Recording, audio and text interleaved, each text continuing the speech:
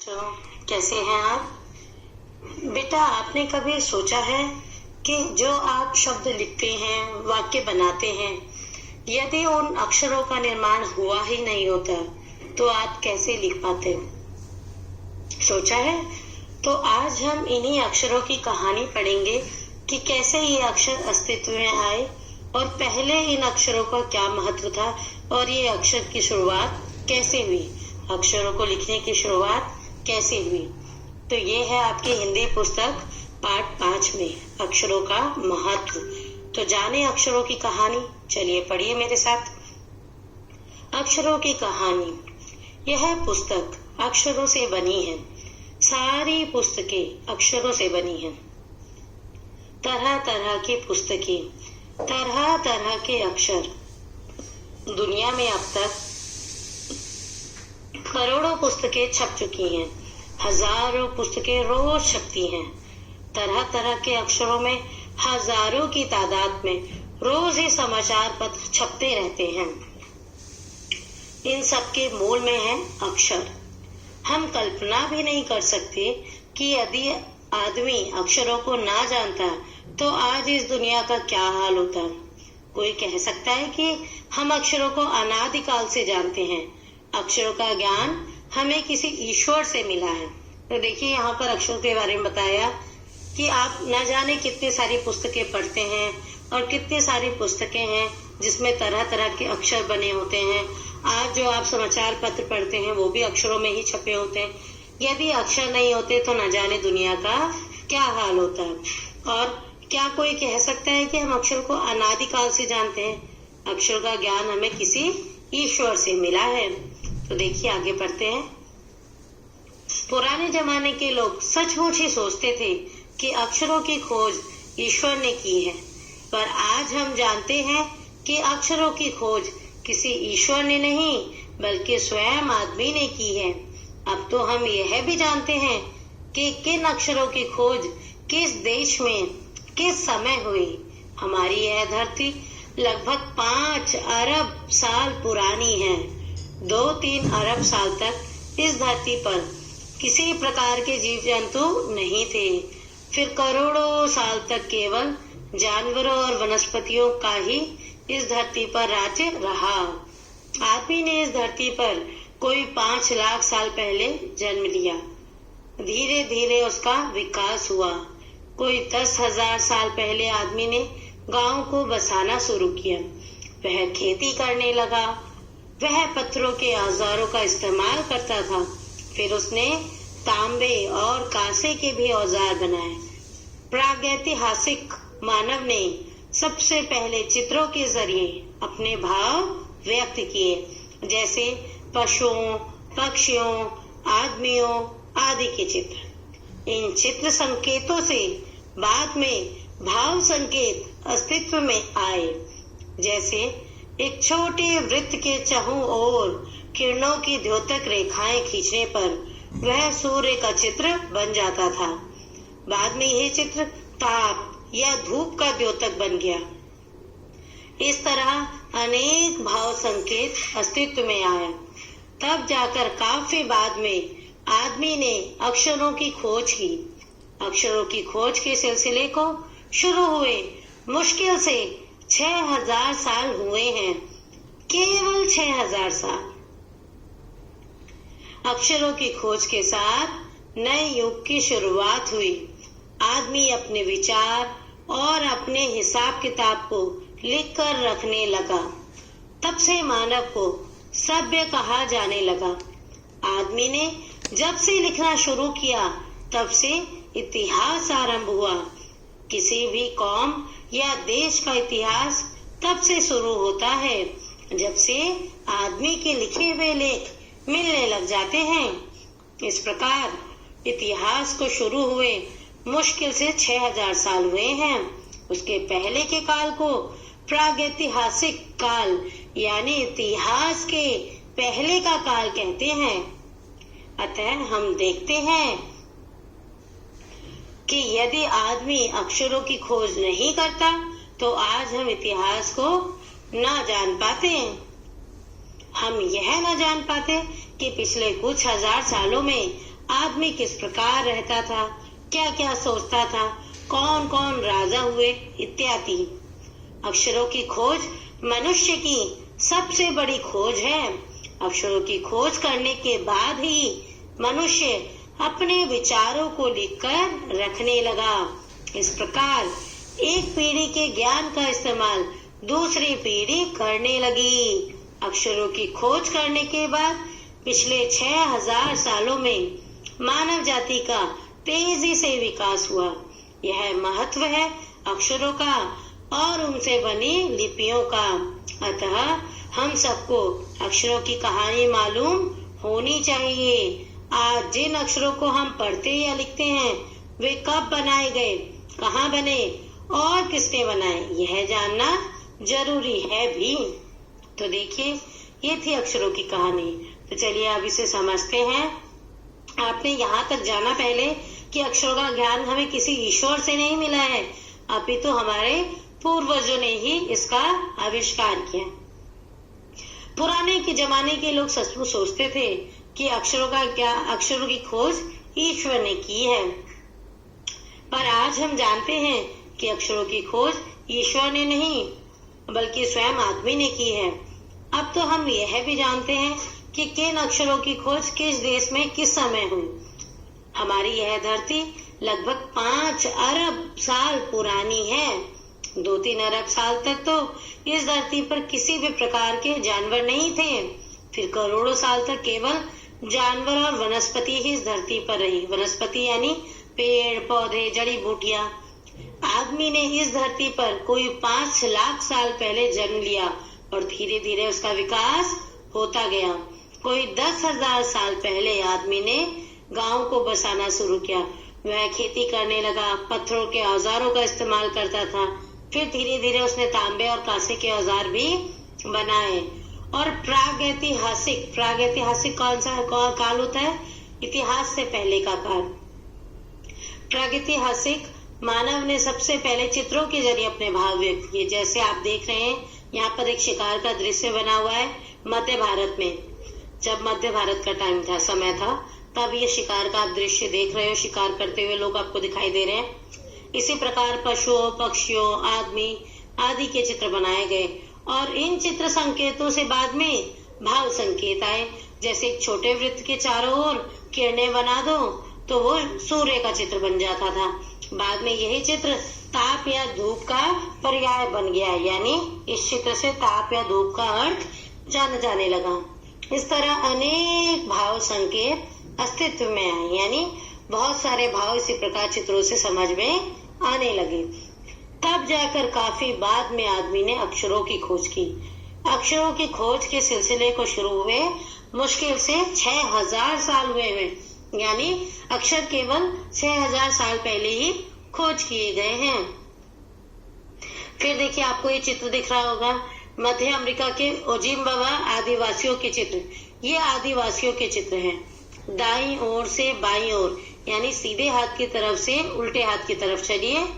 तूफान का देवता जो सारे आकाश को घेरता है, नगाड़ा, पंखों से सुशोभित नगाड़ा, द्रोणों का कौवा और दवा खाने में आदमी।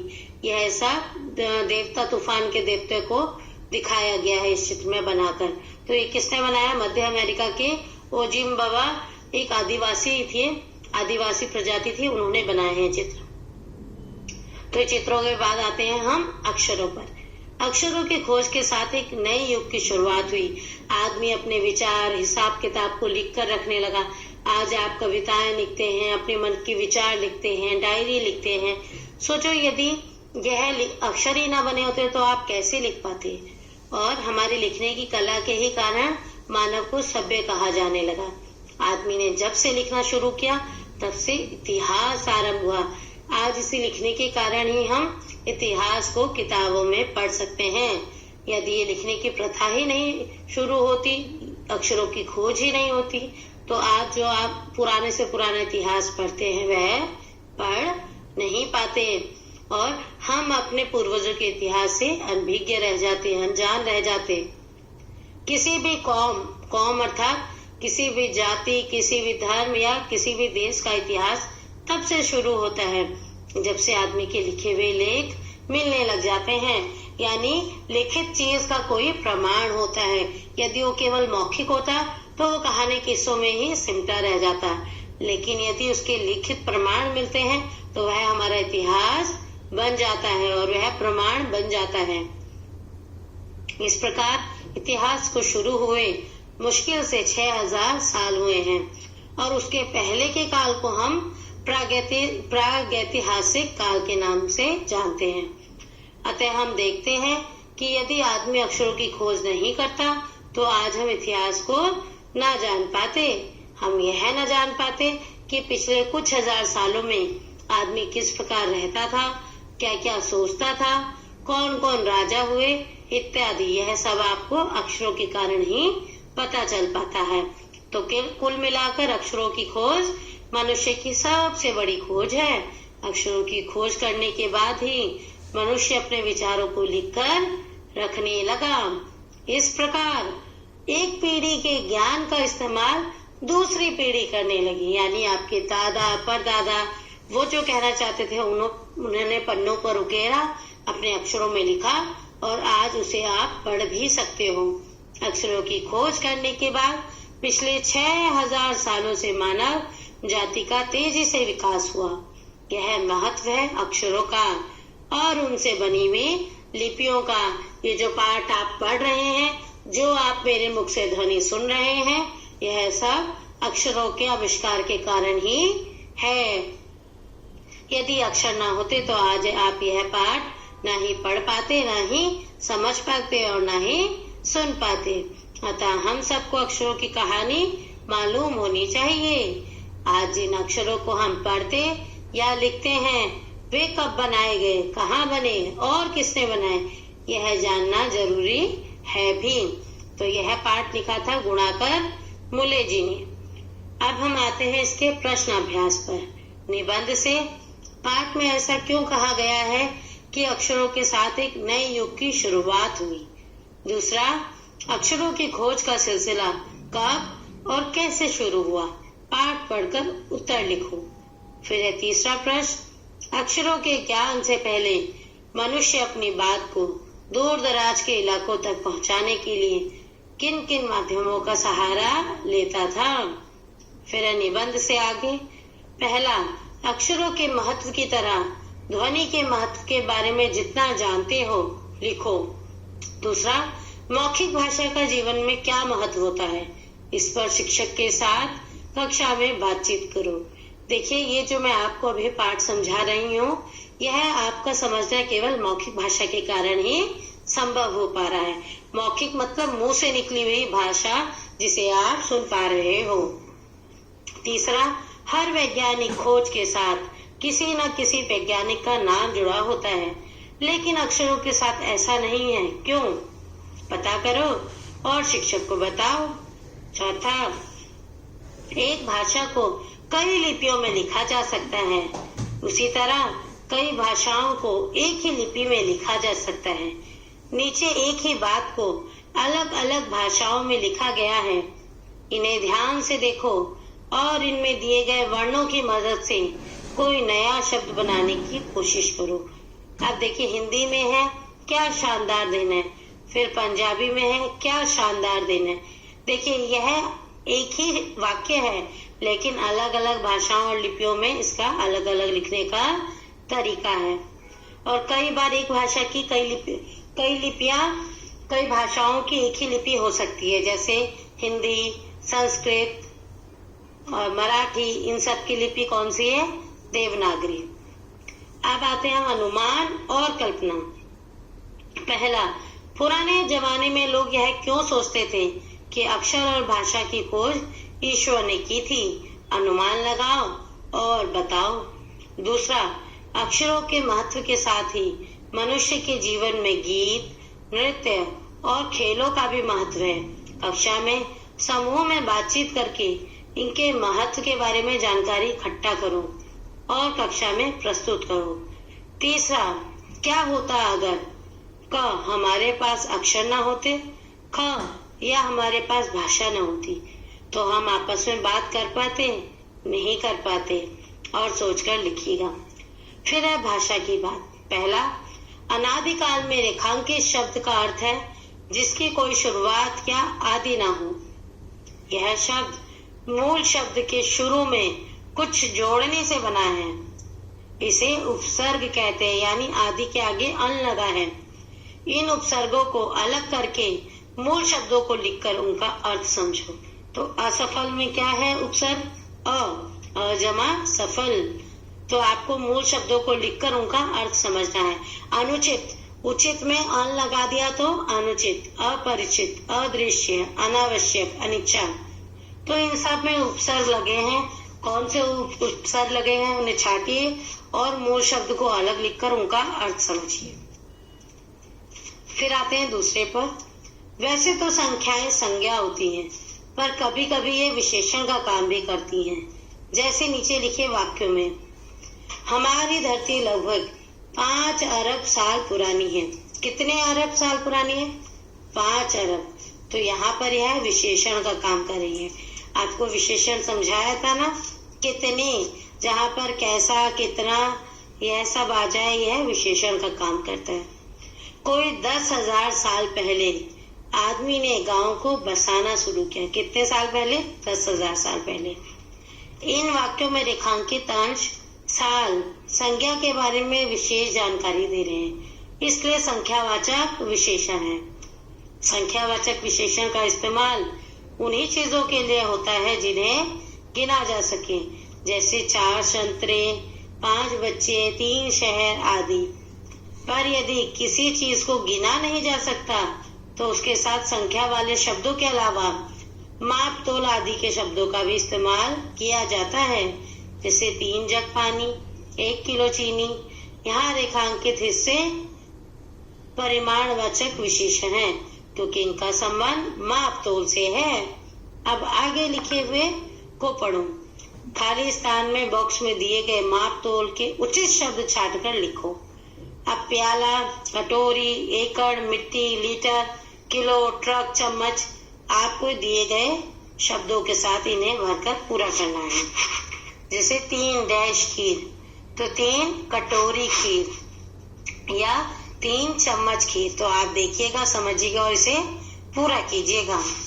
फिर है कुछ करने को। पहला, अपनी लिपि के कुछ अक्षरों के बारे में जानकारी इकट्ठी करो। आपकी कौन सी लिपि है? हिंदी की देवनागरी, अंग्रेजी की रोमन, पंजाबी की गुरुमुखी। तो ऐसे ही आपको लिपि, अपनी लिपि जो आप प्रयोग करते हो भाषा, उसके कुछ अक्षरों के बारे में जानकारी इकट्ठी करो। पहला, जो अब प्रयोग में नहीं रहे ऐसे अक्षर छाटो। ख, प्रचलित नए अक्षर जो अब प्रयोग में आ गए हैं उनके बारे में भी जानकारी हासिल करो। फिर है दूसरा, लिखित और मौखिक भाषा के हानि लाभ के बारे में दोस्तों के बीच चर्चा करो। तीसरा, अक्षर ध्वनियों, स्वरों और व्यंजनों के प्रतीक होते हैं। उदाहरण के लिए हिंदी, उर्दू और बांग्ला आदि शब्दों में प्रत्येक अक्षर के लिए उसकी ध्वनि निर्धारित है। कुछ चित्रों से भी संकेत व्यक्त होते हैं। नीचे कुछ चित्र दिए गए हैं, उनसे क्या संकेत व्यक्त होते हैं बताओ। तो देखिए, एक लड़का आपको भागते हुए दिख रहा है, क्या संकेत आपको इससे व्यक्त हो रहे हैं बताइए? चलते हुए दिखाई दे रहे हैं। फिर एरो बने हुए, तीर बने हुए हैं, तो आप इनको समझिएगा संकेत और बताइएगा। फिर है चौथा, अपने आसपास के किसी मूक बधिर बच्चों के स्कूल में जाकर कुछ समय बिताओ और अपने अनुभव लिखो। आप उनके साथ जाएंगे तो आपको पता चलेगा भाषा के अक्षरों की महत्ता कितनी होती है और हमारे जीवन में इनका कितना कितना महत्व होता है। तो फिर अक्षरों के इस महत्व के साथ मैं समाप्त करती हूँ अपने पाठ को और अपनी वाणी को विराम देती हूँ। फिर मिलेंगे अगले पाठ के साथ। तब तक धन्यवाद।